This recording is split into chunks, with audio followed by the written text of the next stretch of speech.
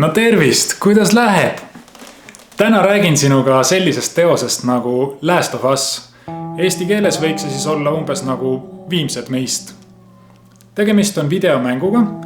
See on tehtud PlayStation 4 konsoolile ja versioon, mida meie siin stuudios proovisime, on siis uuendatud versioon.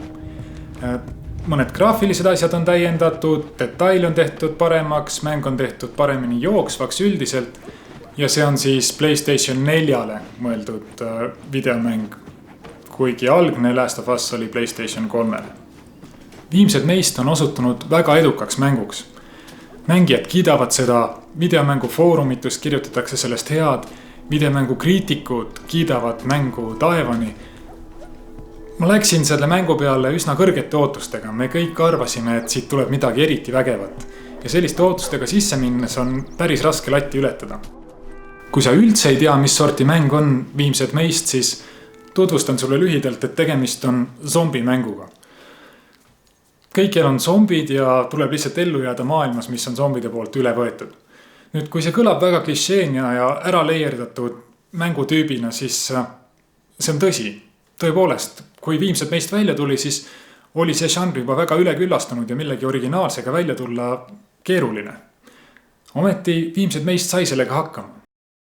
Viimsed meist on lugu, kus zombide poolt üle võetud maailm on lihtsalt taust. Taust, mille najal sündmused aset leiavad. See, miks need zombid tulid, kus nad tulid, kuidas sellest olukorrast välja tulla, see ei ole siin loos eriti oluline. Lugu keskendub selle asemel kahele isikule, kes peavad selles zombidest üle võetud maailmas hakkama saama. Lugu on väga mitmes mõttes eriline, aga sellest räägin natukese aja pärast. Kõigepealt mainin ära, et üks väga edukaid õnnestumisi Viimsed meist mängus on atmosfäär. Hämaras keldris, kusagil tilgub midagi. Pime on tõeliselt pime, sa võid taskulambi põlema panna, aga taskulambi valgus jällegi võib sulle ohte ligi meelitada. Muusika, helid, värvid, need kõik lähevad omavahel kokku.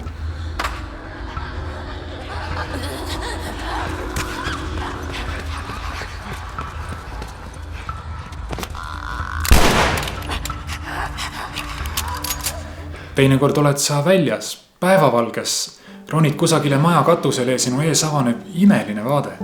On tõesti lummavalt kaunis vaadata. Lisaks atmosfäärile teeb Viimsed meist mängu väga eriliseks suurepärane näitlemine. Kuidas mängudes sageli tegelased rääkima pannakse on see, et luuakse valmis mängumudelid, pannakse nad omavahel suhtlema ja tegutsema ja siis hiljem hääl näitleja igaüks eraldi loeb neile tekstid peale. Well, what have we here? Siin on asi lahendatud natukene teistmoodi.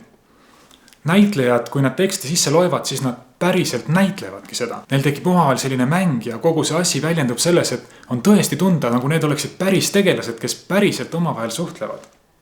No, Ellie, that ain't for kids. Whoa! How the hell would he even walk around with that thing? Get rid of that. Hold your horses. I want to see what all the fuss is about. Oh, why are these all stuck together? I'm just fucking with you. Peategelased Viimsed meist loos ei ole kuidagi standardsed. Mees peategelane on armutu jõhkard. Ta võib küll päästa päeva siin ja seal, aga ta ei ole mitte mingisugune moraalne eeskuju. Ta on valmis kõike tegema selleks, et ellu jääda ja saada seda, mida tema tahab saada. Focus right here. Ja see tüdruk, kes tema kõrval on, see tüdruk on veel omaette lugu. Tegemist on noore tüdrukuga. Võiks arvata, et nii vägivaldses maailmas kuidagi ellu jäämine, et see on tegelane, keda peab hoidma, aitama tal elus püsida, kuidagi hoolitsema tema eest, päästma teda. Ellie ei ole tüdruk, kes vajab päästmist. Ta saab endaga suurepäraselt ise hakkama.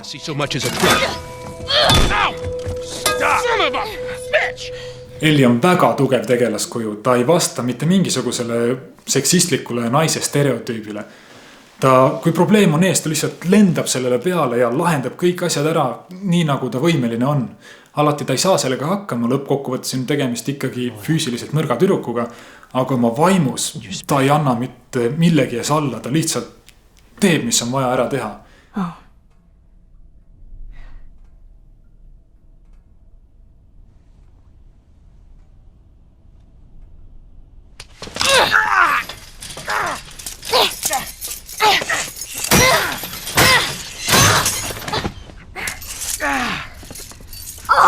Lisaboonusena Elli karakter ei ole mitte mingil kujul seksualiseeritud.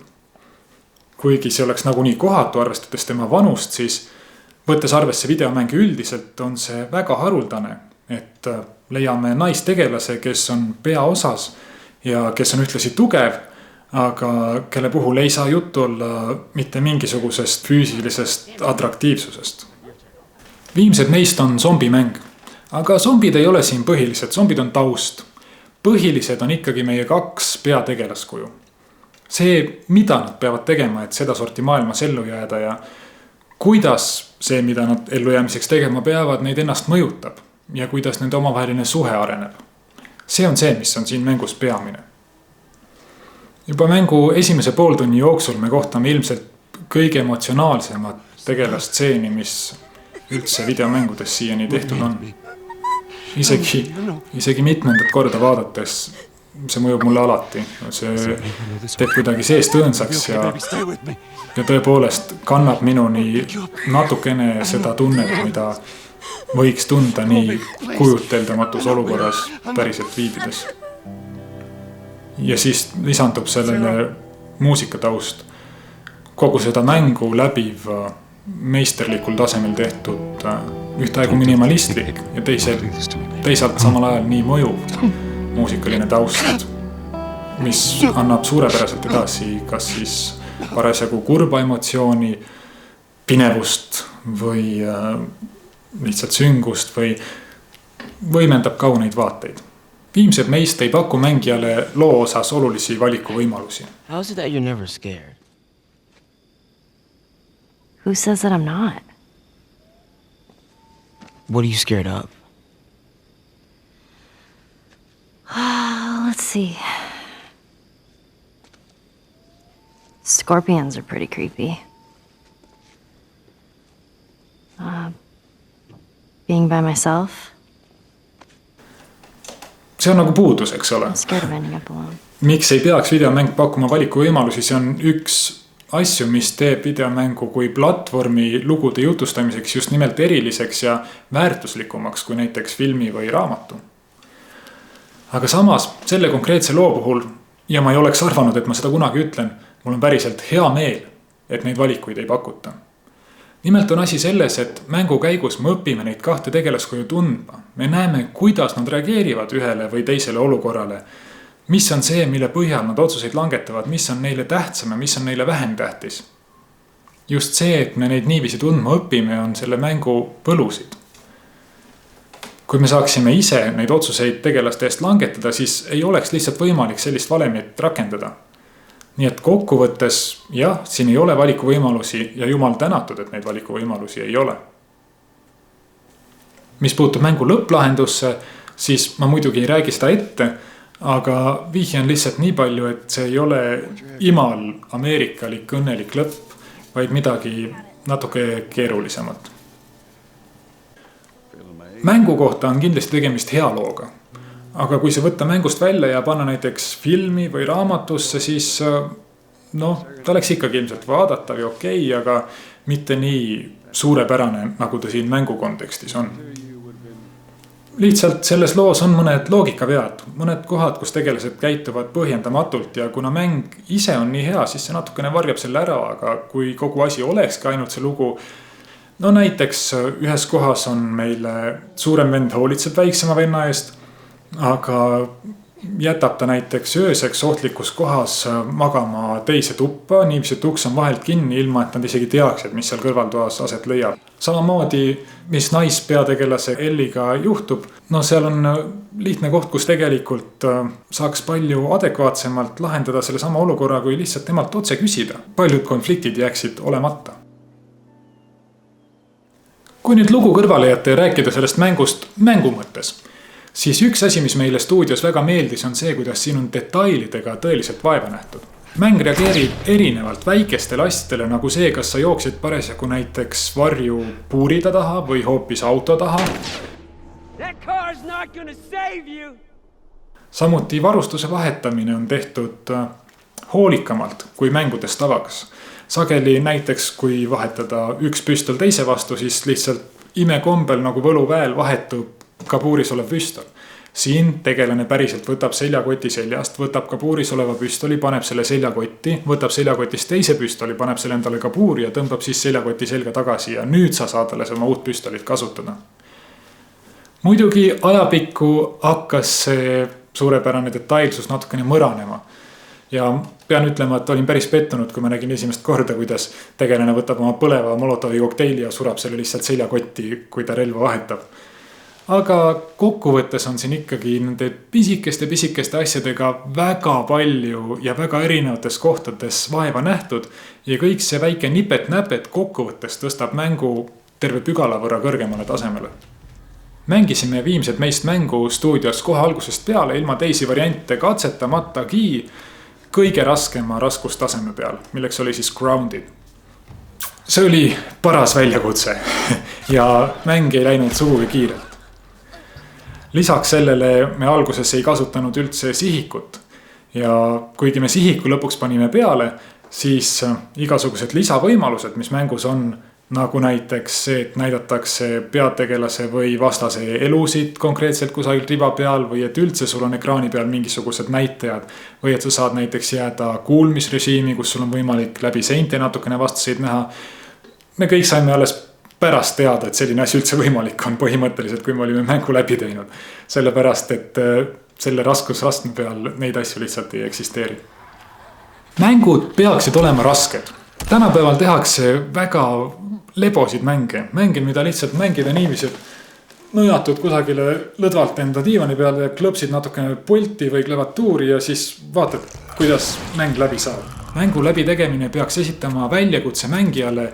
Tal on vaja mängu käigus mitte oma tegelasega, vaid mängijal endal päriselt arendada välja mingi oskuspagas, olgu selleks siis mingite reeglite raames strateegiline mõtlemine või näpukiirus või midagi muud. Ta peab päriselt õppima ja arenema ja kui ta tõesti suudab selle mängu läbi teha, siis ta on meistriks saanud. See on tase, mida ma tahaksin rohkemates mängudes näha. Eriti õudusmängudes on see vahend, mida on lihtsalt kurb vaadata, kui ei kasutata. Kuidas saab olla õudne, kui see ei ole raske, kuidas saab olla ellujäämismäng, kui sul ei ole raske ellu jääda.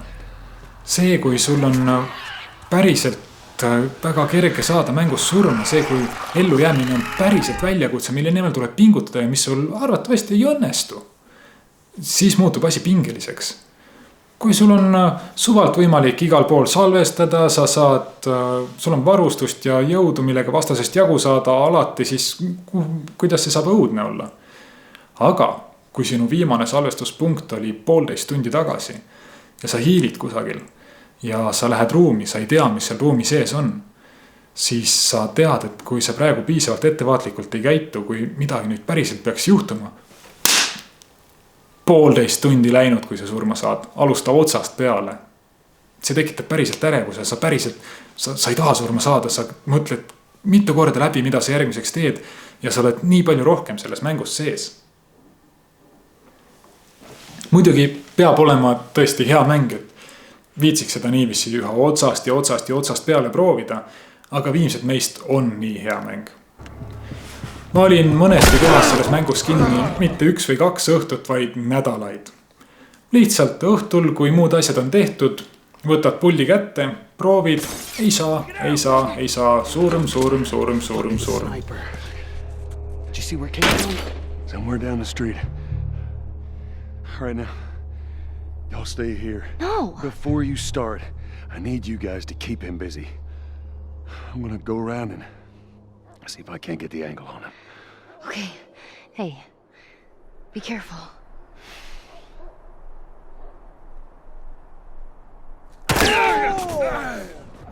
Lõpuks sa lihtsalt oled sunnitud saama nii osavaks, et sa suudad selle koha peale mitut nädalat kestnud treeningut läbi teha. Ja see joovastuks ja lõpuks suudad sealt läbi saada. Kõrgem raskustase ei muuda mitte ainult seda, kuidas sa ise mängu sisse elad ja kuidas sa mängu sees käitud, vaid ka seda, kuidas lahingud välja näevad, kui realistlikult need mõjuvad visuaalses ja dünaamilises mõttes. Päris mitu korda oli niiviisi, et üks kuul selle kõrgema raskustaseme peal ei pruugi küll ära tappa, aga Kui oleks kergema taseme peal, siis nagu tüüpilistes mängudes sa võid joosta vastasest läbi, nad tulistavad sulle 4-5 kuuli sisse, sulle ei juhtu midagi sellest või natuke lähed nõrgemaks võib-olla, virutad kaikaga tüübile vastu pead ja kõik korras. Aga selle raskustaseme juures, see 1 kuul ei tapa sind ära, aga see annab tõsiselt tunda. Päris mitu korda oli niiviisi, et ma hiilin kusagil ja tõusen püsti, märkan vastast, vastane märkab mind, mõlemad võtame teineteist sihikule, üks lask. Kuidas kunagi. Mõnikord ma sain talle pihta, mõnikord me saime mõlemad pihta üksteisele. Aga kui ma sain kuuli sisse, siis sul on, shit, ma olen haavatud, taganed, lendad pikali, proovid kusagil ära minna siit, sa oled kuuliga pihta saanud. See on ikka teine asi niiviisi mängida.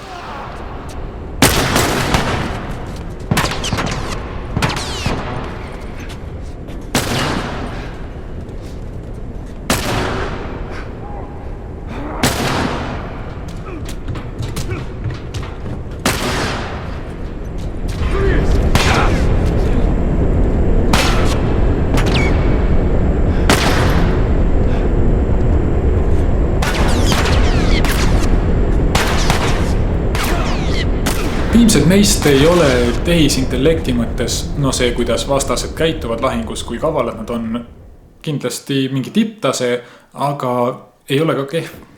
Vastased viimsed meist mängus käituvad huvitavalt.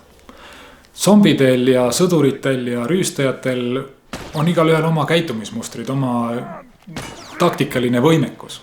Mäng ise lihtsalt mänguna, lihtsalt proovida nendest väljakustest jagu saada on põnev ja kaasakiskuv.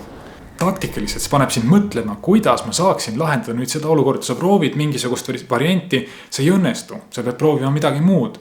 Kogu aeg sama asja otsast peale teha ka ei õnnestu, sellepärast et nagu ma tähele panin, vastased ei käitu kogu aeg samamoodi. Võib tunduda, et tal on mingi üks näiteks ring või patrull, mida mööda ta käib, aga kui sa piisavalt palju seda teed, siis ta vahetab seda. Sa ei saa enam ette ennustada, mida vastased teevad. Ja samas mängijana sinu oskused kogu aeg arenevad. Viimsed meist mängumehaanika on tegelikult lihtne. Sul on lihtsalt mingi väike hulk relvi, väike hulk taktikalisi asju, mida sul on võimalik teha, väike hulk manöövreid. Aga ometi see kõik ei hakka korduma. Sellepärast, et alatasa uutel tasemetel tehakse mingi väikene muutus. Mingi väike variatsioon sellest põhivalemist, tänu millele on kõik jälle teistmoodi. Näiteks kistakse sind jalgu pidi üles, nii et sa ripud pea alas pidi ja pead siis suutma võitlema hakata. Või siis näiteks on kusagil snaiper, nii et sa ei tohi rohkem kui mõneks hetkeks jääda lagedale kohale seisma. Sa võid maastikul liikuda, aga sa pead liikuma kogu aeg ühest varjatust kohast teise. Või siis on just hästi lagemaastik, sa võid igal pool ringi liikuda. Üha uuesti tuuakse mängu mingisugune väike tegur, mis muudab asja ja sa pead seda sama valemit rakendama uutes oludes. Peamine puudujääk viimsed meist mängul on midagi, mis ei ole tegelikult õieti isegi puudujääk. Peaaegu kogu aeg on sul kaasas teine kõrvaltegelane, kes aitab ja toetab sind.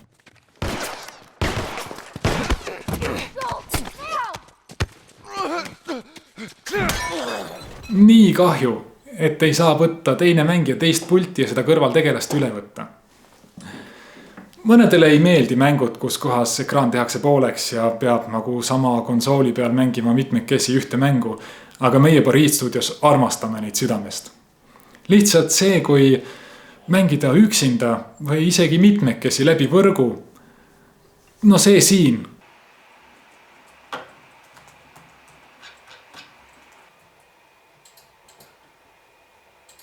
See ei ole päris sama, mis see siin. Nüüd jookse ära siin. Kohe tuleb siis vea tagant. Vea tagant üks. Mine. Päris hästi.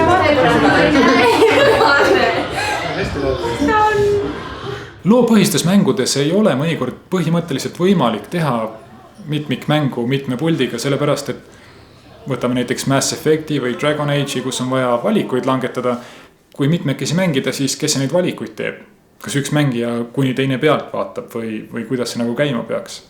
Aga siin viimsed meist, siin ei ole seda kohta, siin ei pea mingeid valikuid langetama, pole mitte mingisugust mängusisest takistust, miks ei võiks seda saada 2 puldiga 2 mängida. Lõbus on ikka, aga see oleks võinud olla nii palju magusam, kui seda oleks päriselt saanud mitmekesi koos mängida. Kindlasti ei ole Viimsed meist ideaalne mäng. Täiuslikku mängu, täiuslikku teost ei ole olemas, alati saaks teha midagi veel paremini. Aga mitte midagi ligi lähedastki sellele, mida Viimsed meist esindab, ei ole videomängu areenil praegu olemas. See on mäng, mis jätab kustumatu jälje. Mõned mängud on sõltuvust tekitavad, aga on seda valedel põhjustel. Need on mängud, mis haagivad mängija tähelepanu trikkide ja nippidega ja pärast, kui sa mõne tunni pärast puldi käest paned, siis sa tunned, et miks ma raiskasin oma aega praegu sellise asja peale. Viimsed meist ei ole selline mäng. Viimsed meist on mäng, mida võib tundide kaupa klõpsida ja pärast, kui sa selle juurest ära tuled, siis sa tunned, et ma tegin praegu väärt investeeringu tõelise kunstiteose nautimisse. See on dramaatiline lugu, emotsioonidest nõretav ja lihtsalt lahe mäng. Pariid stuudio kollektiivne hinnang Viimsed meist mängule 3+, 3+, absoluutne tipp. Kas sa oled nõus sellega? Kui oled, siis anna meile kindlasti kommentaarides teada. Või vastupidi, kui sinu meelest mäng nii hea ei ole ja siin olid mingid puudujäägid, mida me ei maininud, siis samamoodi kirjutasi alla. Me tahame kõiki arvamusi kuulda. Võib-olla sul on rohkem õigus kui meil. Praegu aga Viimsed meist, Pariid stuudio poolt kõik ja kohtume järgmine kord. Tšau!